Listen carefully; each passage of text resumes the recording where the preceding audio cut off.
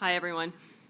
So I'm here to introduce the third panel of the day, which I think has some really interesting overlaps with some of the other panels that have happened already. So homelessness on the range, rural housing and homelessness.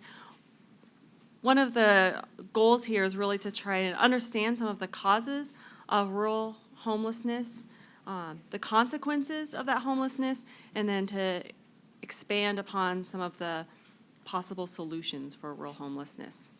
So our first speaker is Jen Sherman, the chunk, or you pronounce your title and title. All right. Thank you, Ryan. So this thing does work. So I'm Jen Sherman, and my talk today is called Your Chunk to Make It, Gentrification and Amenity Tourism in Rural Washington. Am I talking into this thing? Okay. Does that work? All right. So in my talk last year here at the Rural West Conference, I spoke about the challenges of amenity tourism in a community where I was doing field work at the time, a rural community in Washington's Cascade Mountains that I call Paradise Valley. Among the challenges I talked about last year was gentrification, which I'm going to talk about in more depth today. So I'll be drawing once again from my research in Paradise Valley, which wrapped up in July of 2015, and which ultimately included 84 in-depth, open-ended interviews with community members and 10 months of full-time ethnographic fieldwork. Gentrification and housing concerns have been one of the strongest themes to emerge from this research. Gentrification in Paradise Valley has really become a major issue, particularly in the last decade, as the community has grown in popularity as a destination for wealthy retirees, second home owners, and amenity in-migrants, many of the issues that we've talked about already today. So as the land around Paradise Valley has become increasingly valuable and increasingly scarce, the processes of gentrification have led to a number of conflicts, often between older and newer residents. So among the themes that people talked to me about were, first of all, rising taxes on existing properties, which were pricing some long-time homeowners out of their homes. People talked about conflicts over land use, particularly with ranchers who were long used to letting cattle roam and now were contending with fences, as well as with homeowners who didn't want cattle on their land but didn't want to mar their views and their sense of pristine and natural land with fence lines. There were conflicts also over water use, which led to the enclosure of an 100-year-old irrigation ditch in order to reduce water loss to evaporation and help conserve and protect fish habitat, particularly in the wake of devastating wildfires in the summers of 2014 and then again last year in 2015. Homeowners are increasingly using as much water as they can in order to maintain safe green zones around their property. There are also conflicts over improvements, including things like the paving of dirt roads, which are often charged to private homeowners and can result in lawsuits for those who can't or won't pay. But eclipsing all of these concerns, really, was the rising cost of housing in the valley, which put enormous strain on those at the very bottom of the labor market, those who were working in the tourism sector in particular.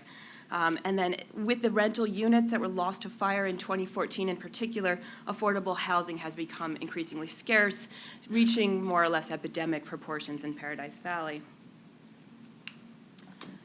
So as part of my fieldwork for the year, I regularly volunteered with a number of local organizations, including a food bank and a support center. Through these forms of participant observation in particular, I was exposed regularly to issues of housing shortages. So over the year that I spent in Paradise Valley, I learned of people camping long-term, as well as living permanently in non-winterized travel trailers, primitive cabins that lack things like running water, squatters' camps at times, and also squatting semi-permanently in a motel where the electricity had been turned off and we had to help people with things like heat. But even for those whose conditions weren't quite this dire, housing was often a very serious concern. In my talk last year, I introduced a man I called Ryan Boyle. He's a cohabiting, stay-at-home father with a toddler who lived at the time in a single-wide trailer. Ryan was a regular at the food bank, and he was a friendly, energetic 39-year-old who liked to help us out whenever he could. Last year, I spoke of his frustration over his inability to ever purchase a home in the place where he'd grown up, and I quoted him as saying, "I feel like I wasn't allowed to inherit my kingdom, and I thought everybody at least should get their acre, their house, your chunk to make it." As I've gotten deeper into the data and the analysis, I realized that Ryan's story encompasses many of the struggles that low-income individuals regularly face in Paradise Valley these days. So in the rest of my talk today, or the bulk of it, I'm going to use his experience, his case, to illustrate some of the very serious housing issues that have resulted from amenity tourism and gentrification in Paradise Valley. So Ryan Boyle grew up in the Valley, the son of a single mother who worked in local restaurants and hotels in the tourism sector. As a child, his family of four moved very frequently. Ryan explained that until the age of 12, the family moved, quote, on average once every year and a half, maybe. Unfortunately, usually it was some sort of event like a fire, or the major one was, oh, we're selling the house. That happened a lot to us. We're living here, we're renting it, but then they sell the house, so we have to get out. As a kid, you're kind of like, why do we have to move? Although the family's poverty led to this high mobility, they were consistently able to find safe, albeit small, places to live. Eventually, they were able to find stable housing as his mother was able to rent to eventually own a small home of their own. Ryan's life began to settle down at this point, but he would never find it easy to survive in Paradise Valley. He left for a few years, attended college, but left without a degree, and then struggled to try to make it in bigger cities before coming back to the Valley in his 20s. At this point, destitute, he moved into his mother's house. He described this time as personally difficult and leading him into a downward spiral of depression and drinking. He said, I was not, given to drink, but then once I did drink, it was blackout or bust, yeah. So eventually it became all I ended up having to do. And I never did end up finding a job or a girl, and for quite a while. Not that that's the way I wanted it, just kind of just didn't get there. Didn't get to the bare minimum of, didn't have a place and a job and any money, no prospects. After a few tough years this way, Ryan did finally start to find work locally, but his impulsive nature and the Valley's slack labor market meant that he hopped between multiple jobs in the construction and service sector, never keeping anything for long. Things finally stabilized when he coupled with his partner, Jessica, who had a steady job in a local restaurant waiting tables. Her more stable income allowed the couple to finally move out of his mother's house. However, their low income posed pretty serious challenges to finding a home, and their living conditions were substandard. He explained, we had our trailer we were living in for 2 years because we couldn't find a place. It was a travel trailer, and eventually I gave that away just because I don't think anyone with the casework of CPS's interests looking at us raising that kid in that trailer would, vote that we should keep our kid. After briefly and disastrously moving back in with Ryan's parents with their new baby, the couple finally found the single-wide trailer where I interviewed them separately in a multi-use trailer park that catered to tourists in the summertime but had limited year-round housing. The home was relatively well kept up when I first met Ryan there, cluttered but clean. They had moved in prior to that summer's fires, and Ryan understood that his chances of finding a similar place now would be a lot worse. He told me, well, the fires kind of killed all the extra housing, and what was left was really run down, so I think they need to build more low-income housing because that's all full, too. Ryan expressed a sincere desire to remain where he was, despite struggling to cover the rent each month. He said, we tend to bump right up to the edge of paying late, on the 19th when it's due on the 20th and stuff like that. But barring that, and they're getting irritated about it enough to ask us to leave, I want to and hope to stay here till my son's graduated from high school. I'm done moving if I can possibly be. This is enough for me. I don't want anything better, and thank you very much. Please don't take this. I interviewed Ryan's partner, Jessica, 5 months later, in May of that year. The trailer was now cluttered with toys, and the kitchen was stacked with dirty dishes, and it had a bad smell, a combination of pet odors, rotting food, and dirty diapers. Jessica told me that the electricity had been turned off recently because she'd gotten behind on the bills. In the kitchen, a single burner camp stove perched on top of the electric range, and a cooler filled with ice kept milk for their son. She assured me that Ryan's grandmother was going to pay for the electricity to get turned back on soon. In both interviews, they told me that they'd already exhausted formal utilities aid for that calendar year. Jessica explained that things were tight lately, and that this year's tourist season was off to a pretty slow start, negatively impacting their income. Ryan still hadn't found work, although he was looking again. He'd told me the same thing a month ago. At this time, though, Jessica was optimistic that things would turn around for the couple. Another month later, the last time I saw Ryan, He said things weren't going so well after all, and that they had been evicted from the trailer. I asked why, and he was vague, saying he didn't really know, but later suggested that it might have something to do with Jessica's dogs, which bark really loudly and might be scaring tourists staying in the campground. I asked where they would go, and he said he didn't know, that they couldn't stay with their parents, but they didn't think that anybody locally would rent to them. My coworkers at the food bank didn't have any suggestions for him, telling me later that with his local history and his reputation, it was pretty unlikely that anyone local would rent to him. So Ryan's story, although a pretty depressing one, is not a particularly rare or anomalous one in Paradise Valley these days. The struggles he faced in finding work and housing were common around the valley. For men like Ryan, who'd grown up in the shadow of the old extraction-based economy, service jobs were frustrating and often emasculating, and many of them struggled to hold on to jobs that they found demeaning and which, at the end of the month, still barely covered the rent. Furthermore, they were subject to the fluctuations of the tourist economy, including slow years due to economic or environmental disasters. While earlier generations of low-income families might be able to eventually move into home ownership as Ryan's mother had, for his generation, this dream was getting further and further out of reach. This mismatch between salaries and rents contributed to the high mobility and substandard conditions that many low-income families around the valley faced. The small rural setting meant that a bad local reputation, or what I call low moral capital, could further impede families' chances of finding decent housing there. Tourism also meant that for a lot of landlords, there's more money to be made in high-profit short-term vacation rentals versus long-term rentals to families like Ryan's with pets and children. Meanwhile, the processes of gentrification continue in the valley, with rents that keep climbing and the ownership ideal pulled further and further out of reach for anyone without significant wealth to invest.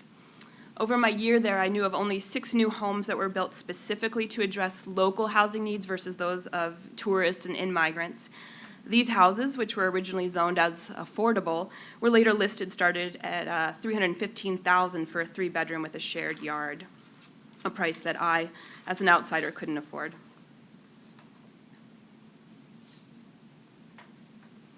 Despite the desperate need for affordable housing, no new affordable rental units have been built since the fires of 2014, and local nonprofit organizations are focused on the problem, but are far from identifying and implementing solutions.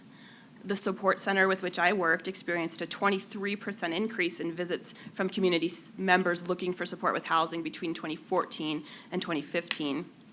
So what I find overall is that while amenity-based tourism creates a lot of really positive economic development for the community, it also creates competing demands for local housing, and new housing development is very rarely focused on those who work in its low-wage, seasonal, and part-time jobs that sector creates. So while Paradise Valley continues to excel at bringing in newcomers, part-time vacationers, and seasonal tourists to enjoy its many beautiful amenities, its native residents and those who work in its tourist-focused sector, are increasingly being squeezed out or squeezed into tighter and more degraded housing. And I'll conclude there. Thank you.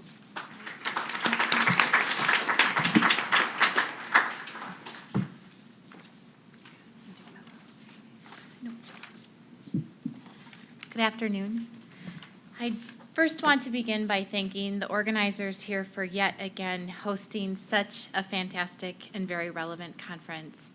And thanks also to Jen Sherman for developing this panel.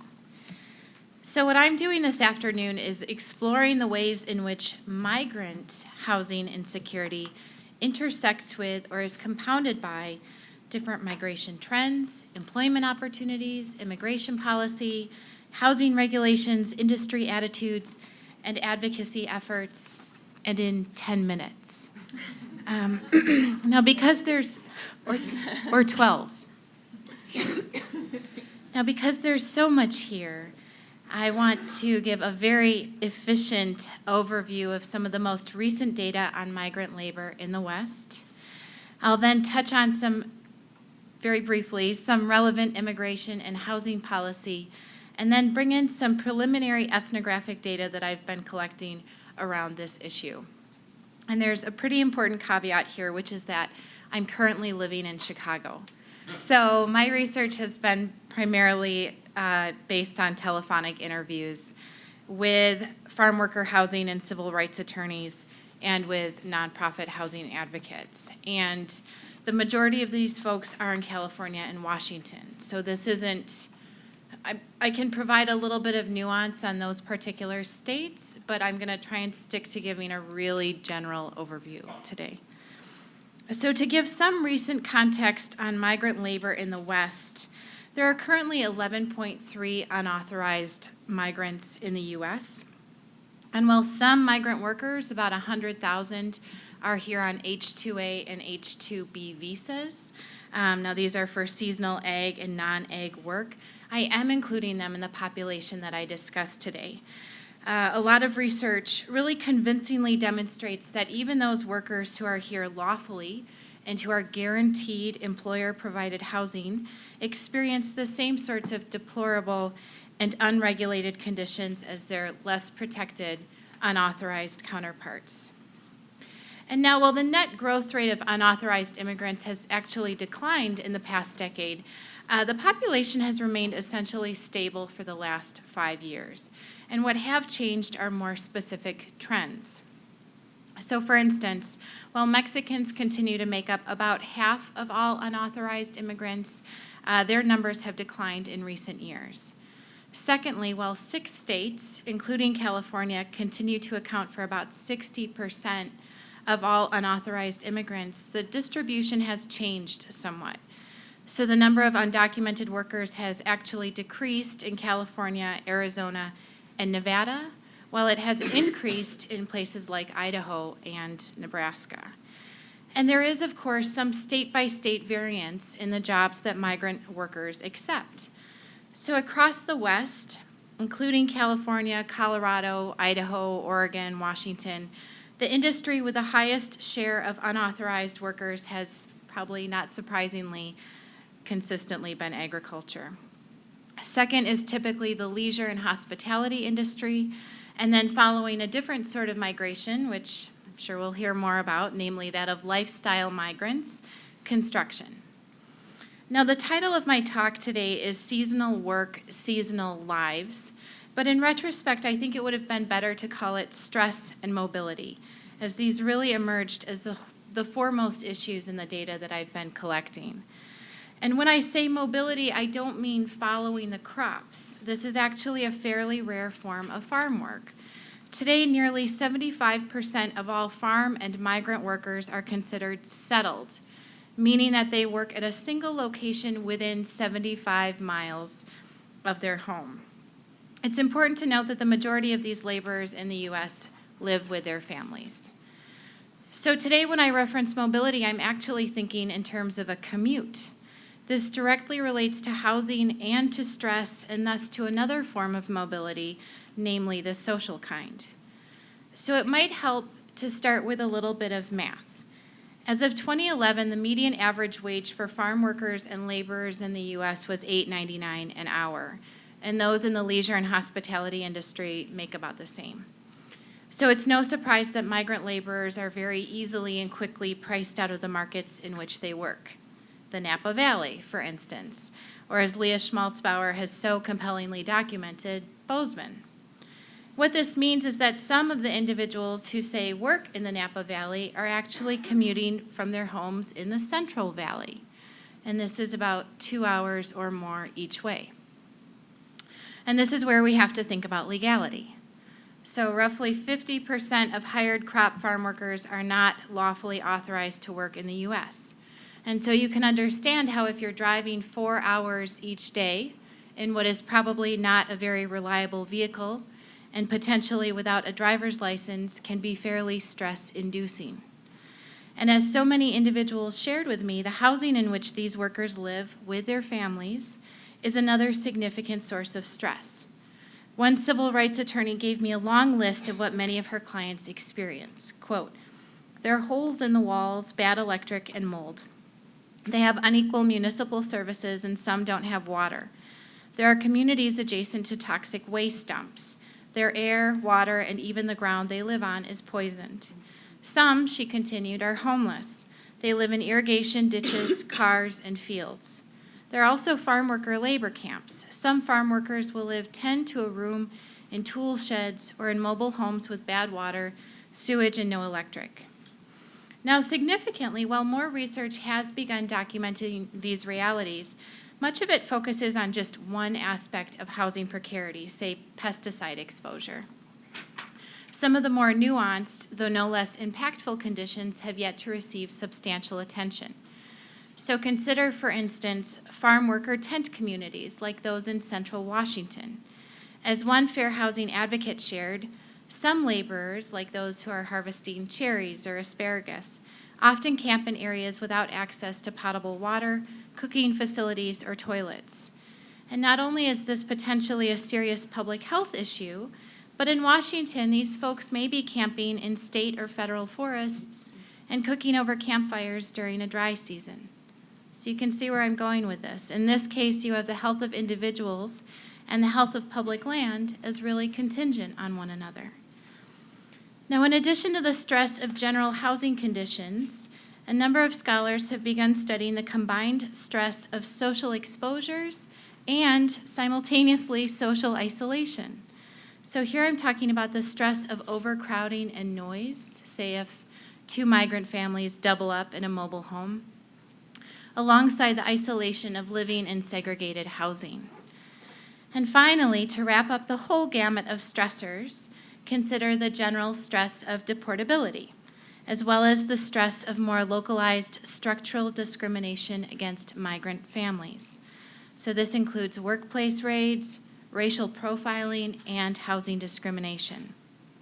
A number of studies indicate that migrant workers and their families are often subject to discriminatory practices, including predatory lending and exclusionary zoning, the selective enforcement of occupancy codes, little oversight of the Fair Housing Act, and as one attorney shared with me, the open discrimination by potential landlords who demand proof of legal status, of English language ability, or who say outright, we don't rent to the Hmong, or to Punjabi, or to Mexicans. Now combine these factors with a general dearth of affordable housing, and you can perhaps begin to imagine why the mobility factor includes, but is not limited to, the stress of having a long commute. Here it also refers to social mobility. The segregation that results from housing discrimination is often associated with inadequate access to medical and mental health services, childcare and schooling, and other formal sources of support. So where does this leave us? In terms of advocacy for equitable housing for migrant families, there appear to be a number of approaches. From what I've learned, the most successful are those that pitch this in economic terms. So in other words, industries and consumers benefit from recruiting and maintaining a good workforce. And a good workforce requires and deserves safe and affordable housing. Getting state and federal agencies on board is another necessity. As one housing advocate shared, quote, Washington and California and Oregon have been willing to put some state money to try and address farm worker housing. He said, that as a financial resource really helps a lot. It spurs on a lot of other stuff and leverages more money from other actors and organizations. Of course, as another housing advocate shared, this sort of state buy-in is no guarantee that local jurisdictions will comply with housing regulations or will have the funds to provide subsidized housing options for migrant workers. And of course, in a number of states in the West, there may be no buy-in. This is evidenced in state anti-migrant initiatives like Montana's LR 121, which eliminated the social services for migrants. And this translates to the federal level as well.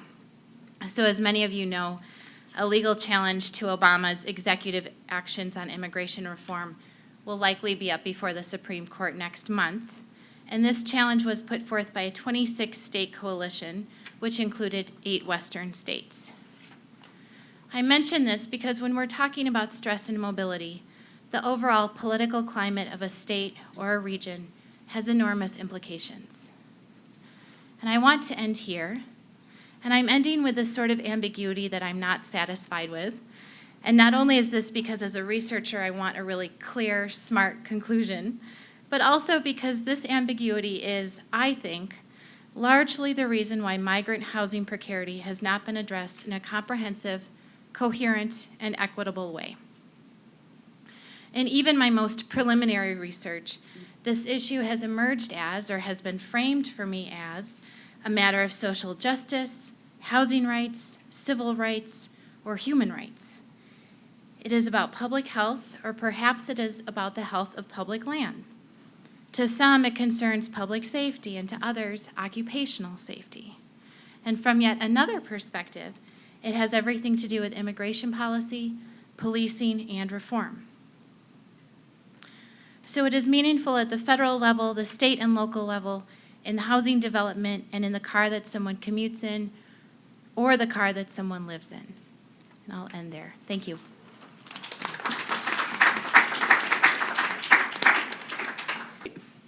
So my name's Daisy Rooks. I'm here from the University of Montana, and I'm thrilled to be part of this conference, so I appreciate being invited, and I appreciate Jen Sherman putting our panel together. I'm pretty sick and have been feeling completely loopy all week, so I'm going to do my best to be presentable, and if you can't hear me in the back, just let me know. All right, so I'm talking today about some research that I've conducted on rural homelessness here in Montana. And before I start, I just want to say a word about language going forward into the talk. I'm going to use during this talk an example of what's called person-first language. And this comes out of, my understanding is it comes out of the disability rights movement, but has been used widely in different movements and research with people that are disadvantaged or marginalized, where you put the humanity of the people that you're talking about front and center. So I'm going to talk today about people experiencing homelessness instead of the homeless or homeless people, and I'm doing that really intentionally to try to highlight the humanity of the folks whose situations I'm addressing today. So there's a tremendous amount of research about homelessness in the United States out there. Much of it is quantitative, and a lot of that quantitative research looks at pathways into and out of homelessness. Some of it looks at macro level factors, some micro level factors, and some organizational community level factors. The qualitative research that exists on homelessness largely examines the lived experience of homelessness, and this takes a wide range of forms. Some of this looks at life inside homeless communities and encampments.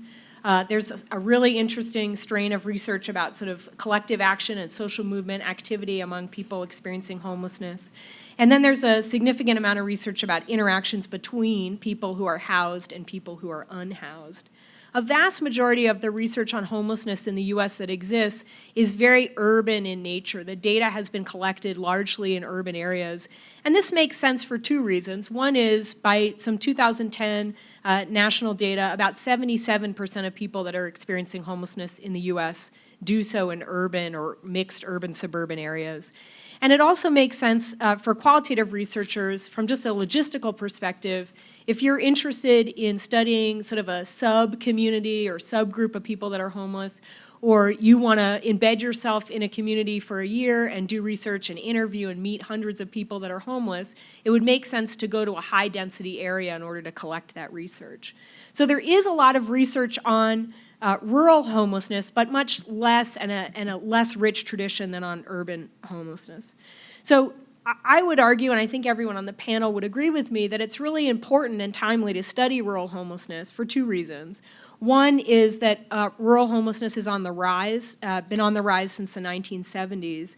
Data from 2010 indicate, this is some data from the National Alliance to End Homelessness, that about 23% of people experiencing homelessness in the US are located in either rural, mostly rural, or mixed urban and rural areas. But the other reason why I think it's really important to conduct research on rural homelessness is we just don't know as much about the phenomenon as we really should, and this will be interesting and important to folks here at this conference. So despite the good research out there about rural homelessness, I think that some of our best insights and ideas about rural homelessness come from the rich, often qualitative literature about rural poverty. So a lot of that literature demonstrates to us a number of features of rural poverty that I think are interesting to think about in relation to rural homelessness. trends of isolation from other people, from amenities, from services, from transportation. Lots of interesting research about the quality and availability of housing stock, which Jennifer Sherman talked about in her talk. And then some really interesting research about different survival strategies employed by people who are experiencing poverty in rural areas. Jen Sherman's 2009 book is a great example and really well documents some of these survival strategies, including the use of self-provisioning and other sorts of growing your own food, hunting your own food in order to deal with hunger and poverty. So this research that I'm presenting today is a little tiny piece of a larger project that I'm planning on writing up next year during my sabbatical, and it's going to hopefully be a book with the same title as our panel, Homeless on the Range. And the big question that I'm interested in this book is, how do people experience homelessness in rural areas and small towns? And I have a few sub-questions. The one I'm going to talk a little bit about today are, what are the daily routines of people experiencing homelessness in these areas, including their economic strategies and their survival strategies. So I employed a kind of interesting method in order to get at this question, which might seem counterintuitive at first. Along with a group of students enrolled in a service learning class of mine, over the course of 6 years, together we've collected 84 in-depth, semi-structured interviews with people experiencing homelessness here in Missoula, Montana, which is an urban area. So first you're going to ask, why, if you want to learn about rural homelessness, are you interviewing people in an urban area? And there are a number of reasons for that. One is just your ability to sort of connect with and conduct interviews with a big number of people if you're involved with a medium-sized shelter like the one here in town. But the main way that we kind of dealt with this logistical challenge is we made sure to sample very carefully. So all the people in our data set had either been homeless for several months in a rural area or small town before coming to Missoula to receive services, or had been homeless in a rural area or small town for a month or less, or had only been homeless in an urban area but grew up in a rural area and small town. Many of the people in our sample had one or more of these characteristics, but what I'm really interested in is trying to examine the movement to urban areas for services, and also the way in which people's upbringing and initial experience of homelessness in small towns and rural areas shapes their experience of being homeless.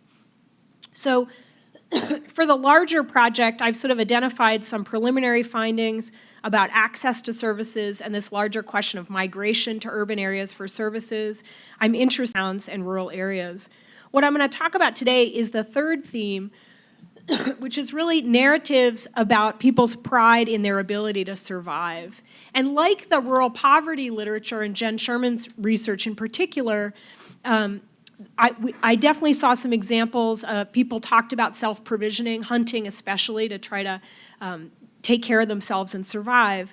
But I'm going to talk more generally today about what I call wilderness skills. And in this, I'm including plant identification, hunting and trapping, cold weather survival, and camping. These were the main types of wilderness skills that emerged in my data set. So for any of you who were at the event last night at the Canyon Club or even at our lunch, you notice that when you look out the window of both of those rooms, you see two big mountains, one with an L on it and one with an M. What you might not know about the mountain with the M on it is if you go down the Hellgate Canyon and keep going down our river trail there for a while, you'll see a bunch of trails leading up the mountain. Some of them are hiking trails, and many of them are more informal trails that lead to off-the-grid, illegal homeless encampments right outside of our city limits. And so a number of the folks in our sample lived in those homeless encampments and talked about their experience. So I'm going to show you 3 examples from some folks in our data set, and then I'll wrap things up.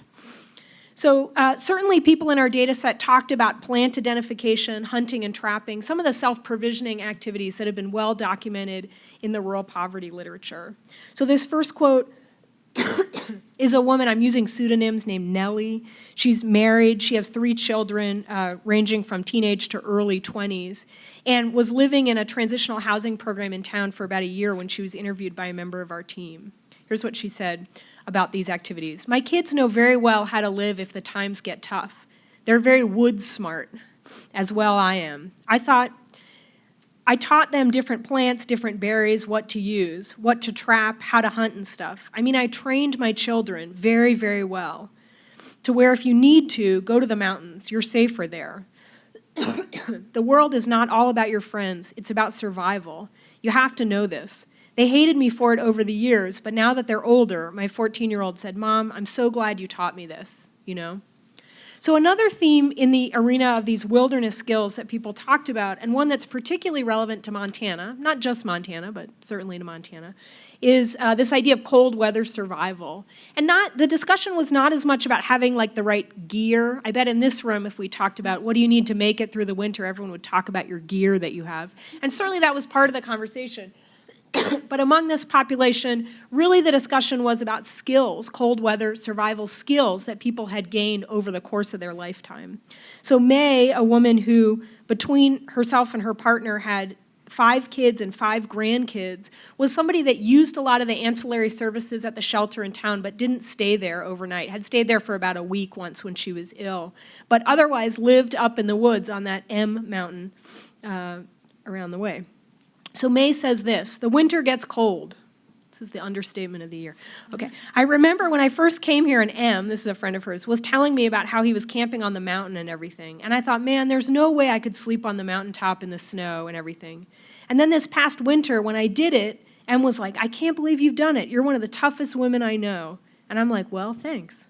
It made me proud. When winter started coming around in November, I became the last woman to stay out on the mountain. And I ended up staying the whole winter. People told me I'm the only woman in 5 years that has done that, and I'm like, cool." So you can really hear the pride that people have in their ability to do this in our data set. So one last example, which is about camping, which sometimes overlaps with these other 2 sub-themes nicely.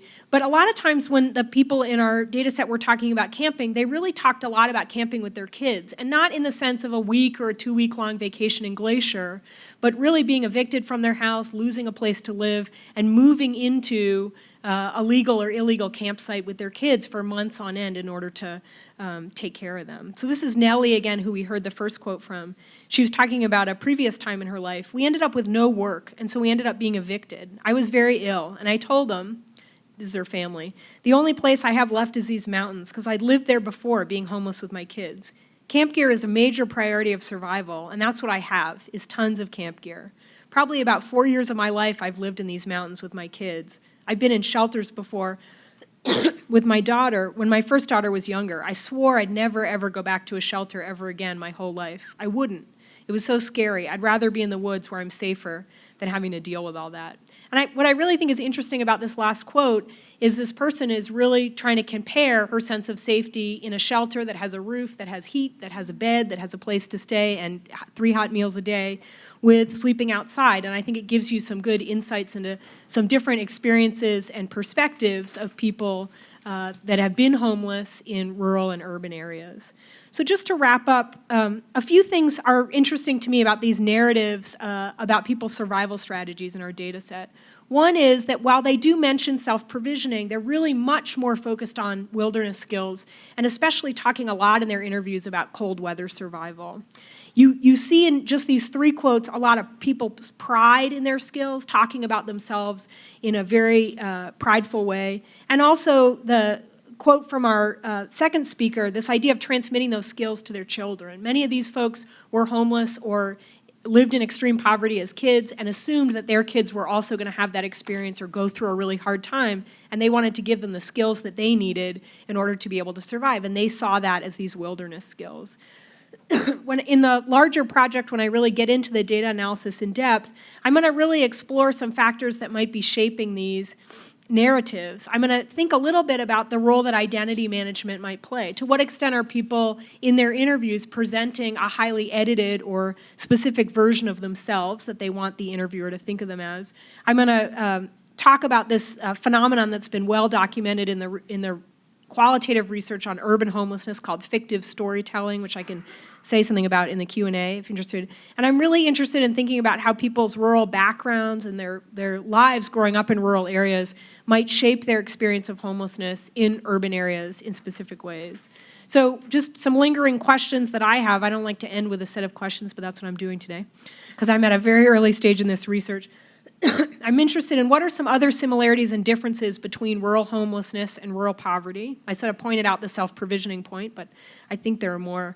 I'm really interested in this question of how does migration for services work from rural areas to urban areas in order to get the services that people and their families need. And then how do people that are raised and identify with rural communities, how do they experience receiving services and service provision in urban areas?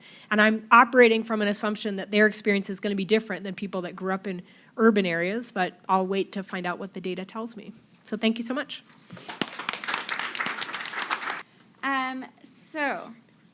Like I said, my name is Raina Sage, and I'm at Washington State University, soon to be at University of Montana, so yay.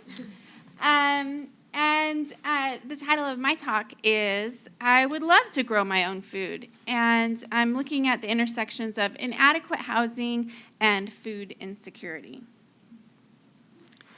So I'm going to today just go over, so my research takes place, I jumped ahead. Hold on, we'll just go back to this, okay? All right, so I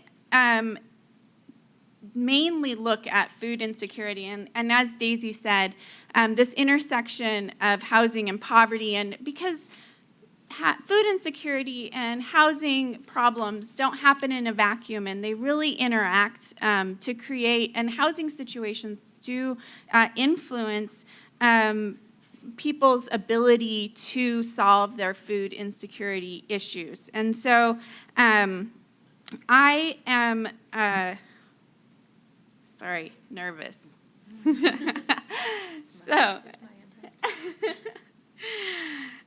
So my research primarily takes place in food banks or pantries, and I work, this is almost a disaster, but not really. You're doing great. All right. I'm just going to talk. So my research mainly takes place in food pantries in Whitman County, which is nearly the size of Delaware. And so if you think about, but we have quite a lot less people in Whitman County. And so I'm going to talk a little bit about the pantry experience, and then how I use community-based action research, and how housing really influences people's ability to solve their food insecurity issues, and particularly about unstable housing and stable housing, those who are in unstable or stable housing. And then I'm going to talk a little bit about a project that we have coming up this summer before I leave the Pullman area. So I've been in this pantry for about a year, and a lot of there's been a new executive director, and the way that they deliver services has really changed. And so what happens now, as compared to before, where they used a pre-bagged model where you receive the food that they give you, regardless of whether you want it or need it, or can actually use it. And that's really important when we think about how housing impacts our ability to even use the food that's being given at these different pantries. And so, but they switched to a shopper model where now you're able to come in, you sign in, and you receive a shopping cart, and you go around to the different shopping stations, and you get to select what works for you. And when I first started working there, I was hearing a lot about how difficult it was for people to use the food that they were being given in the bagged food, because they didn't have the facilities, or they didn't have a place to store it. They didn't have a freezer when they're handing them different kinds of meat products that they can't keep for a long period of time. So that was really great. And so I engaged in Isn't that fun? Community-based participatory action research, where I'm looking at assisting in social change and bringing about, bringing up issues that will help reduce social inequality and give people the opportunity to have their voices be heard. And I do that in a variety of ways. And primarily on this project, what we have been doing is doing interviews, but then also dot surveys. Has anybody participated in a rapid market assessment at a farmer's market? Yeah. So it's a spin on this, and I'll talk a little bit more about that in a second. But while I collect some quantitative data, what's more interesting is when we ask these basic questions while people are standing in line, it's the stories that they tell us after we've asked them whether or not they grow their own food or what their favorite vegetables are. And that's really the basis of this presentation, is that participation, the observations that we made talking with folks after. So this is an example of one of our dot surveys, and you can't probably see it very well, but this one was of particular interest when we're thinking about how housing impacts people's ability to, as Daisy was talking about, self-provisioning among our rural pantry visitors was really important, and they felt a lot of pride in their ability to grow their own food, and they felt, and so that was something that was really important. And we asked people in the pantry line towards the end of summer, did you grow your own food this last year? And then they were able to say yes or no. And if they said yes, then we asked more questions about what did they grow. And they grew 44 different kinds of things. Tomatoes were the most popular. And then, but for people who didn't grow their own food, the number one reason, and it was a little more than half, the number one reason they gave was because they didn't have any space or a home of their own, and or they were moving. So I got to know a couple very well that grew so much stuff, everything under the sun. They did a ton of preserving food, and but they had to move their camper from their friend's property, and they had towards the middle of the summer, and they had to leave behind their garden. And so they lost all that investment and all of that food that they were going to depend on over the next year. So moving impact. And then, but the most common narrative that I heard was, I would love to grow my own food, but I don't have any space. I live in an apartment that has all these restrictions. And so so what happened after, so what I'm seeing in the data so far around housing are two kind of themes. So we did have a few people that just said, I'm homeless and I can't grow my own food. I don't have any place to store it. I take this food and then I go share it as best I can because I can't keep all of it for myself. But what is happening is those who are in unstable housing are, and both stable and unstable, have space issues, but they're different in some ways. So those in unstable housing, the spaces that they just don't have it, or they're going to be leaving, or they just anticipate they're going to have some issues. Those with stable housing are more about living in low-income housing. The most common group who said, I would love to grow my own food, were older disabled women who were living in senior apartments in this small community. And they just felt like they were really restricted by rules and regulations, and that doing anything out of the ordinary, like trying to start a container garden in a shared space or do some raised beds, they felt really frowned upon. And they didn't feel like they had any autonomy to do these kinds of things. And so, and then, like I said, with the unstable, we have this loss of investment, and then time was more of an issue for my pantry visitors who had unstable housing, because trying to secure that one basic need of housing means that you don't have as much time to work on another basic need, food. So they were having to divvy it up.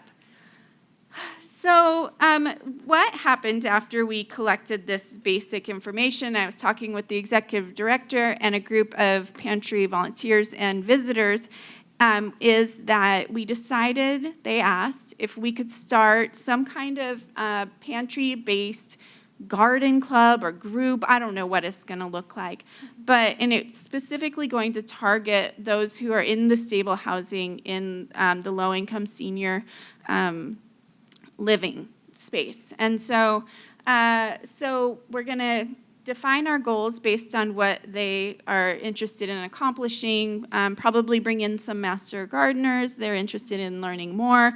We're going to fund container gardens and work with the housing units, with the managers, to allow for them to keep their container gardens on their patios or whatever they decide to do.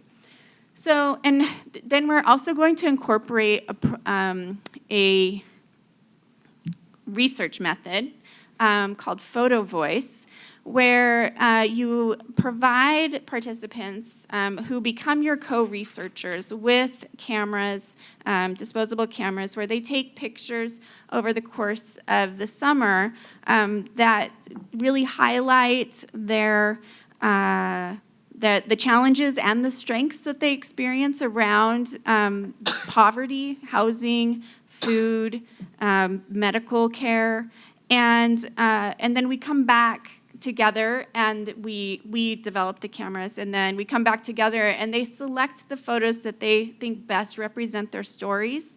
They tell their stories together, and then they use those stories with the photos to bring about a call to action, and whatever that is that they decide is what they want to do. So that's kind of where we're at, and that's the next steps. So I'm not kidding myself here, right? We're not going to solve poverty or housing issues or food insecurity by growing a couple of tomato plants on our patio, right? But I do think that engaging in these kinds of activities that bring about a sense of community and a sense of empowerment, the women living in the low-income housing really felt like they didn't have any voice or autonomy to even ask the manager if they could grow their own food. And so just bringing about this more sense of empowerment that will help them maybe feel more comfortable to speak up in other parts of their lives, and also to bring forward some of these issues that they're experiencing that the rest of the community is just unaware of, will really, I think, be cool. So it is just a tomato plant on the patio, but it's more than that, right? All right, that's it. I'm done.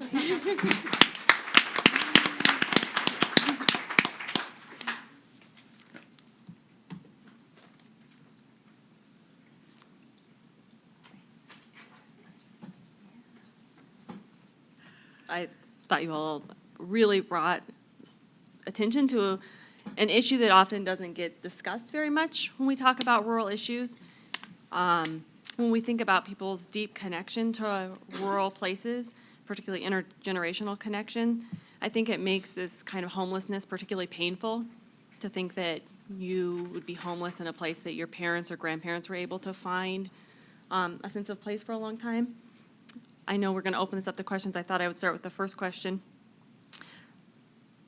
We know that homelessness is often about poverty and social inequality, but people in rural areas also experience intimate partner violence in ways that are specific to rural populations.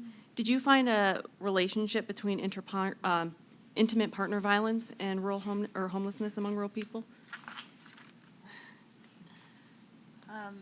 Is this on?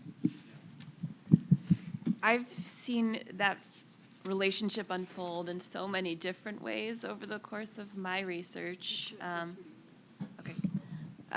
yeah, I see that relationship unfold and impact people's housing decisions in many, many different ways. In the story that I told, the reason that Ryan and Jessica were not able to stay with either family was because of their own fighting and some violence issues, both with each other and with their family members, which at one point had ended Ryan in jail when his mother called the cops on him.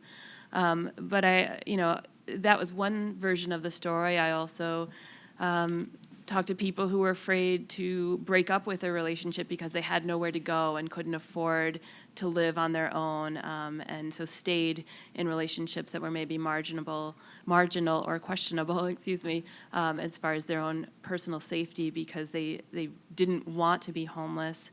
And I think, the other issue that's hard to wrap your mind around, I suppose, if you're thinking about homelessness from a more urban perspective, where it's really something that occurs on the streets, is that most rural homelessness that I encounter tends to occur more as couch surfing and that sort of thing, right? Doubling up, tripling up, moving in, and sort of often creating very volatile situations where somebody has not enough resources in the first place, and now they're spreading them even thinner, where they have somebody else in need living with them, and those situations do tend to end with some volatility and some violence. So I think it's a constant theme within my samples. But I'll open up for the rest of the panel.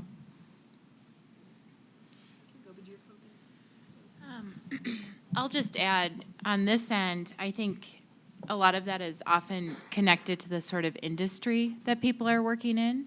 So there's a lot of data that suggests agriculture, ranching, dairying, facilitate stronger social networks among migrant laborers, meaning there are better services. There's accessibility, there's language availability of services for people who are experiencing that. With the construction boom, say in Montana, there have been a lot of trade-offs that have been documented, meaning that folks can make much higher wages, but there's much more social isolation. And again, combining that with a lack of folks who speak your language. It's a new place. You don't know what services are available to you. It's a pretty devastating reality, I think, for a lot of people.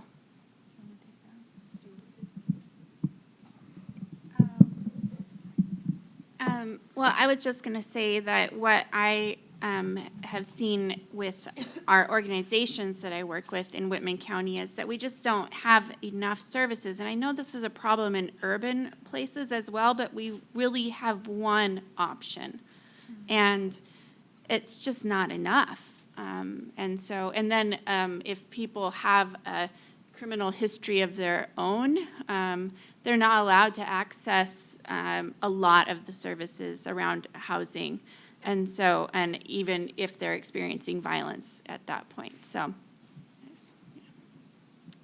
yeah, in our research, domestic violence was a big theme. The shelter that most of our research took place in is an adult-only shelter. Children under the age of 18 are allowed to get day services there, but they can't stay the night there, and there's lots of reasons for that. It's not because the organization doesn't care about kids, but when you bring kids into the mix and you have a family shelter alongside an adult shelter, there are just a lot more sort of safety and liability issues that if you're a privately funded, under-resourced local agency, it's really hard to do that in a way that meets legal requirements and that the staff feel good about. So domestic violence, sort of fleeing from domestic violence is part of the official HUD definition of homelessness. There are these, if people are interested in this, I would just Google HUD definition of homelessness. It's much more restrictive than you might think it is. And I think all of us on this panel used a broader and more inclusive definition of homelessness. But certainly, during the time that we did this research, for part of the time, the shelter ran a transitional housing program for women and children. And so during those years that program was open, a number of our students interviewed men and women that had families and had experienced homelessness with families. But that changed over the course of our research. So I think the issue of availability of services and the issue of what Jennifer Sherman talked about, which is how the stress of being housing unstable or homeless can lead to volatility in relationships are huge. It's not just a one-way relationship between domestic violence and homelessness.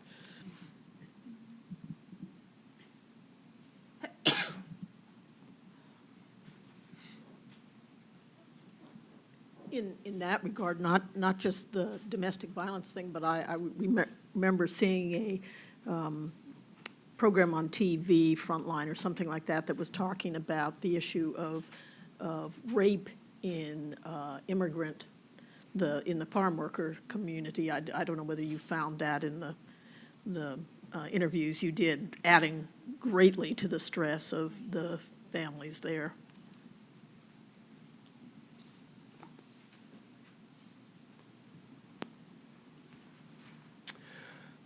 Thank you for a great discussion. I'm Todd Holmes. I'm with the Lane Center. Michelle, this question is largely addressed to you, but ladies, feel free to jump in as you will if it interests you. In today's environment, we've obviously heard a lot about walls when we think about like migrant workers, right? And immigrant workers. And it's usually addressed as like the migrant problem.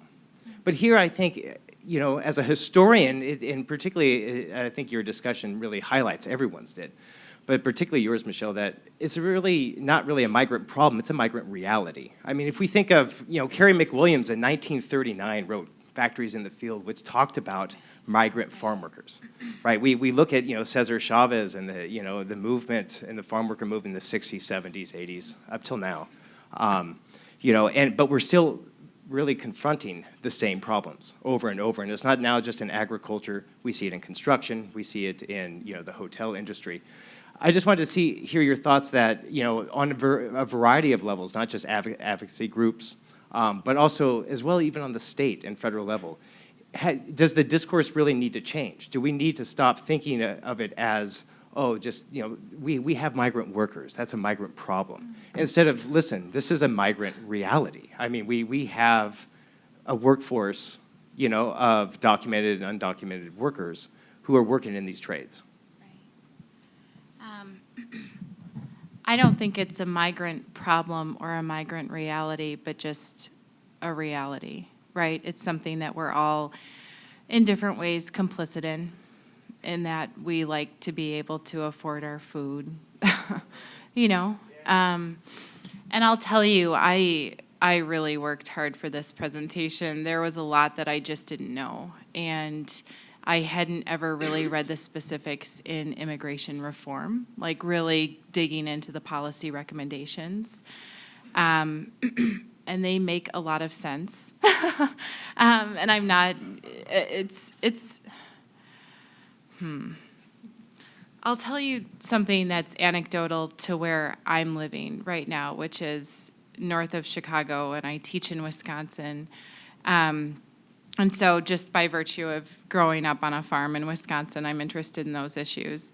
And with dairying, there are a lot of folks who are proud Republicans who are paying for their farm workers, their laborers, to go to Mexico to visit family and then to be smuggled across the U.S.-Mexico border again.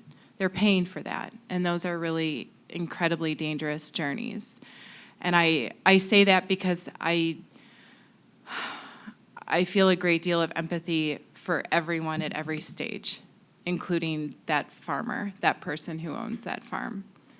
And so I think we're really misleading ourselves if we think it's a migrant problem or a migrant reality. And I'm not saying that to make you feel bad. I just think that these are such gray areas. And as an anthropologist, I love that. As a human, though, it devastates me. And I think, they're not new, right? This has been documented for a very long time. As was mentioned, I think the Irish in Butte, right? These are not new destinations, even. I'm not feeling great about this right now, if you can't tell. But I think that it's something that we each need to think about really seriously and with a great deal of sensitivity to all of the challenges that people face on all sides of the industry. So listening to it, I was trying to compare it to urban homeless issues. And perhaps it's because you guys generalize the definition more, but it came across as the rural homeless population seems to be more self-reliant and resourceful and has these camping skills and has the ability to grow food. So first of all, I have two questions that come out of this. To what degree really are we talking about a self-reliant population that seems to have this kind of capability? And the reason I ask that is the second part is that a substantial fraction of the homeless community in urban areas are mentally ill people that often have various kinds of addictions. And so they're far from self-reliant. They're people that are really struggling. So what fraction of the rural homeless people are people that have these mental illness problems, addiction problems, et cetera? So that's another way of asking, to what degree is it really this self-reliant community or a community that really is kind of helpless in in dealing with their homelessness? I think this is a great question. I called my talk Narratives of Survival because I think it's definitely true that the folks that we talked to painted a picture of themselves as really able to take care of themselves in a lot of ways and having these experiences and skills and abilities that allowed themselves in many ways to function outside the shelter system. I don't know, is that true?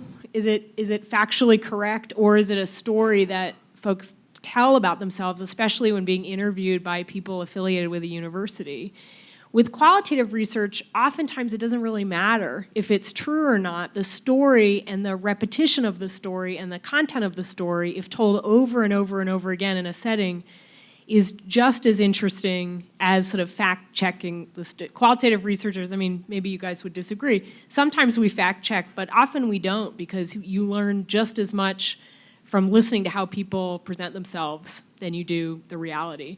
So that's the first thing I would say. I think there's tons and tons of evidence that people who are homeless in urban areas are also very self-reliant and very savvy and have lots of tricks and strategies to survive both inside the shelter system and outside of it. One great example is a qualitative ethnographic book on homeless people that sort of work as informal recyclers in San Francisco by a sociologist named Teresa Gowan.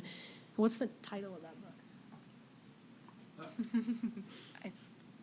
Sorry. This is like a quiz show. What's the title of the book? Hobos, Hustlers, and Backsliders. Yes, Hobos, Hustlers, and Backsliders. It's an excellent book, and really she is making an argument for the work ethic and the economic self-sufficiency of this large group of single men who are homeless in San Francisco. So I don't think that people who are homeless in rural areas are more self-sufficient and sort of savvy than people in urban areas. What I think, and what I'm going to try to figure out with the data that we've collected, is are they self-sufficient in different ways, and do they paint stories about themselves and their abilities and their skills that are qualitatively different than the stories that you would hear in an urban area? What about the mental illness? I don't have the data on that. Maybe somebody in the health panel. In our experience doing research here in Missoula, which is an urban area, I mean, hugely prevalent. Addiction and mental health issues, hugely prevalent. And many of the folks in the shelter here grew up or came from small towns or rural areas. So I don't know that I think there's a difference in those two factors in the two populations, but I could be totally wrong on that. I'm not an expert on that. So I think I'm going to try and add some nuance here, because I think that you're asking us to really simplify a very large population. So not all rural homeless individuals talk in terms of self-sufficiency. Not all of them are self-sufficient. Very often you have people who survive by relying very heavily on their social networks, the couch surfing thing, the bouncing from family to family, the parking that trailer on somebody's land until they kick you off, and then parking it on somebody else's land until they kick you off, right? So you're very heavily reliant often on your social networks, and the deeper that those go, the better off you will be in surviving homelessness. So that's one thing is I think it's important to realize that there's a spectrum there, and the folks that are camping on their own in the woods are maybe more self-sufficient but less socially connected than those who are bouncing around, right? There's a lot of different people that are experiencing this. Some are low income, some are not employed, some are marginally employed. It's a pretty wide range, particularly in a lot of rural communities that are seeing rising housing costs and things like that, where you've got more and more people sort of tumbling out of stable housing into instability of some sort. And then I would say the same with regard to the mental health issue. Yes, a lot of the people who had some of the worst housing situations over my year of recent field work had both drug addiction and or mental health. Often those two things are connected. Often the drug addiction is sort of a self-medication process. And so, certain types of the unstable housing that I mentioned, in particular the one motel that had been condemned where we had all these squatters living there without any amenities. They had no heat, they had no electricity, they had running water, but it wasn't hot. A lot of them were addicted in some way. A lot of them had criminal records. A lot of them had been in and out of jail, often for drug crimes and things like that. Certainly that is one part of the story, and a number of the people that I interviewed who had very unstable housing situations did have some mental health issues as well, but that certainly wasn't everybody's story. It's very easy to end up right over that line between stability and instability when you're living in communities where the housing is just out of reach for most of the regular jobs. So while of course that's going to be a piece of it, because the more marginal you are, the more likely you are to end up homeless, I really would hesitate to paint with broad strokes either in urban or rural areas, because I think in both it's a pretty wide range of people that experience some form of housing instability, and I think it's correct that we were sort of defining this quite broadly. I don't know that I was specifically talking about homelessness per se versus kind of challenges faced. But. Thank you all for a really compelling and a really sobering panel. I was wondering about people who manage to go from housing instability to housing stability, or who manage to go from living in poverty to not in rural areas. I was wondering what those narratives look like, what shape they take, if it looks like help from family members, or if it looks like kicking a drug habit. I'm sure there's tremendous diversity, but just to get a sense of the shape of those narratives. Do you want to start? Okay. I guess I'll take that one. I'm trying to think of some of, the most common themes that I saw. I think one of the challenges I'm having, Katie, in answering your question is that I didn't see that much movement from instability into stability. I saw much more movement in the other direction. But generally, I would say the best case scenarios had to do with social networks and the ability to mobilize them well. And so that did often mean things like kicking a drug habit, convincing a family member that you were worthy of that chance. Some of the best situations happened when somebody just got into low-income housing. So in my community, there was low-income housing. There just wasn't enough. There was nowhere near enough, and a lot of the units were reserved for specific, like elderly populations and things like that. But for those people who were lucky enough to get into the subsidized housing, that was often where stability occurred. For those who were not lucky enough, it was often something where you share housing for quite a while until you're able to kind of work for long enough to move out on your own. But as you saw in the story I told, that doesn't necessarily mean that you become stable. That's often it looks stable in the moment that the 10 months that an ethnographer knows you are stable. But in that 12th month, you might be back on back out in the woods or in a tent or something like that. So in that community at this time, stability is not where things are going for most people. It's a very precarious place right now.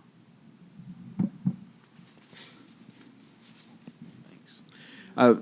This Marty Blair here from the University of Montana. This may be more of a comment than a question. And Bruce he asked the first part of my question, just looking at mental health and mental illness. But we know that homelessness, I think we all agree, is an issue of poverty. Poverty is a result of either unemployment or underemployment, and highly correlated with that is disability status. and people's functional abilities or disability, depending on how you look at it. And I think we've talked a little bit about mental health and mental illness or psychiatric disability. And so my question was, and you may have already answered it, is if you're looking at people not just with psychiatric disability, but physical disabilities or cognitive disabilities, what correlations are you seeing with homelessness, and what issues are around that? And a related comment to that, one of you mentioned the notion of exclusionary zoning. You know, we're not going to rent to, or we're not going to let those type of people live here. But if you think about people who have physical disabilities primarily, who need wider doors, they need what, in our world, accessible physical spaces. Just the housing stock, accessible housing stock is so limited. So what happens to those people? Where do they go? What are you seeing, if anything? It's not exclusionary zoning, it's just the housing stock is, accessible housing stock is just not available. They can't use maybe what's even available to them. So just, I don't know if that's a comment or a question, but it's something we look at frequently. Does anybody else want to? I mean,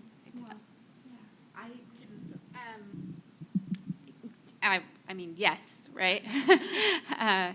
And in my community, which is, it's much older than the average, and so probably over half of the regular visitors to the pantry that rely on the pantry as part of their regular system are disabled in some way, and that's also a fascinating conversation to have when you're talking about growing your own food and whether or not that's, you know, that came up of whether or not you could even physically do that, because it's kind of hard work if you do a lot, right? And so, and housing that was adequate was really difficult for especially the physically disabled folks that came. And even just, accessibility in general, like even just getting to the pantry and being able to be there was hard on them. And we don't have enough housing, and there's long years wait lists for adequate housing. So, you know, in my community, being physically disabled, often actually help bump you to the top of the line for subsidized housing. So in some ways that could actually help you. Those people usually got ahead of everybody else, but it did mean that people that weren't physically disabled or who didn't have a diagnosis on record had a much harder time getting any kind of subsidized housing. So in some ways it could be a helpful thing, but if you were not lucky enough to get into the very limited amount of subsidized housing that we had, it was absolutely an enormous problem and mostly dealt with, again, through relying heavily on social networks, moving in with children, moving in with friends. A lot of people ended up leaving, right? Because we didn't talk at all about access to health care, but where I was, it was quite a long way to there was local doctors, but to get any kind of serious health care, you had to do a 45-minute commute over a mountain that was nearly impassable in the wintertime. And so for a lot of people, it just wasn't feasible to stay in the valley when they got to a certain age or a certain stage. And when you couple that with the fact that, as you said, there's the poorer you are, the less likely you are to have access to safe, accessible housing for those people who weren't lucky enough to get into it. It was just really, really tough, and a lot of them ended up out migrating. Pat Shea, 2 questions. Is there a correlation, regardless of the category of homelessness, be they migrant or non-migrant, rural or urban, as to educational level of achievement? And second question, is there a study of the psychological profile of a prisoner and a homelessness person in terms of certain habits or lack of habits that cause them to be either in a total institution or outside any institution?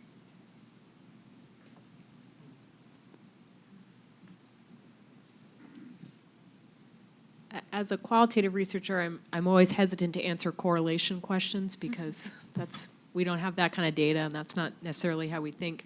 But I will try to address somewhat indirectly your second question about the criminal justice system.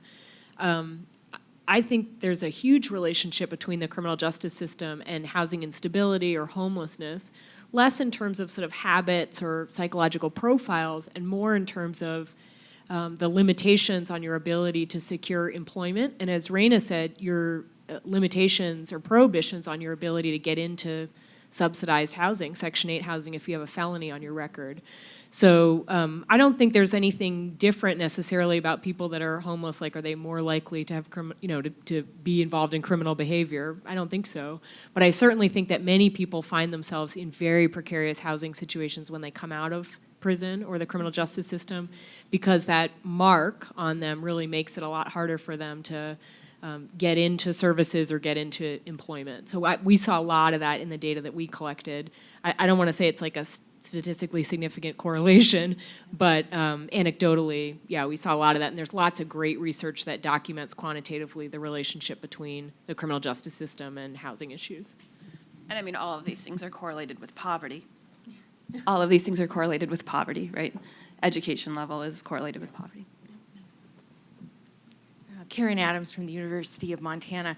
I was wondering if the panelists could talk about their reaction to two data points in the survey this morning. One of them was that 42% of people knew someone who was homeless, 42% of Montanans, and the other was that the majority, more than 70%, I think, of people would be willing to have a homeless shelter within a mile of their home. To me, those were really interesting findings.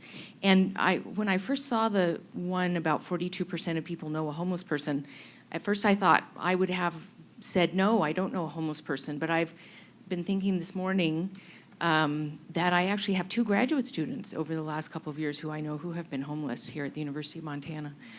But my other reaction to that number was I wonder how many of that, what you're thinking, how you think about that number. So in the Missoula area, we have this new project called Family Connect, where churches have come together to provide homeless families with overnight housing, and they move from one church setting to another every 2 weeks or something like that.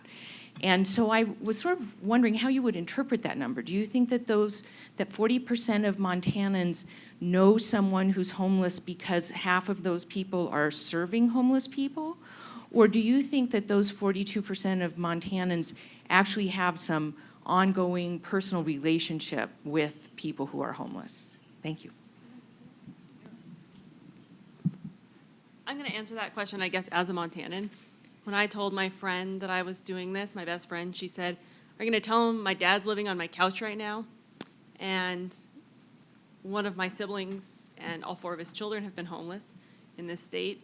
I think that if you don't know someone who's experienced homelessness, it might say something more about your experience of the world.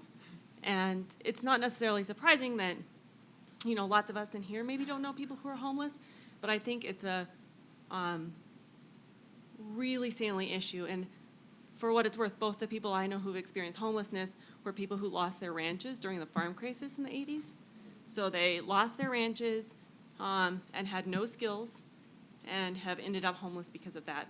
One of them chronically, probably for the last 25 years, who's now living on his daughter's couch.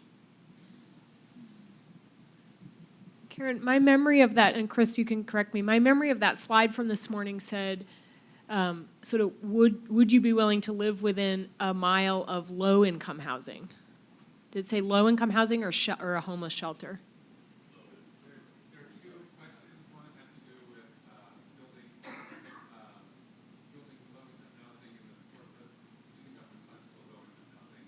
The support for that is about 75%, and then the question after that is would you approve of citing a low-income facility with specific reference to homeless, or to be a homeless facility within a mile of your house, and that garners about 70% support. Yeah. So it's directly tied to homelessness, specifically mentioned that question, and the spatial distance specifically mentioned that versus Yeah, I was a little surprised by that 42% number, just based on what the people that live in Missoula, we were talking about this last night, what we saw when our homeless shelter moved locations a few years ago. It was a really involved community-wide process where there was a lot of resistance, and everybody was trying to get it to move somewhere else. And there was a great line from the head of our local homeless shelter that said they kept calling all these other shelters around the region saying, how did you deal with it when you moved? And everybody said, you can't move a homeless shelter because it's hard to get the community to agree to take you in another site. So I was a little surprised by that 42%. And I don't know that I have an explanation for it, but it's a little counterintuitive for me based on what I saw here. It might be a desirability bias issue. So, okay, I was going to do one more question just because we've been on cue. So, My question is about homelessness among veteran populations, especially with rural states like Montana, where we have such a disproportionately high number of veterans. What's the question? Just what the relationship is with veterans and homelessness and how that correlates or integrates into your research. Yeah, I think it's quite high nationwide. I haven't pulled out the numbers of people in our sample that were veterans, but anecdotally very high in the data that we've collected.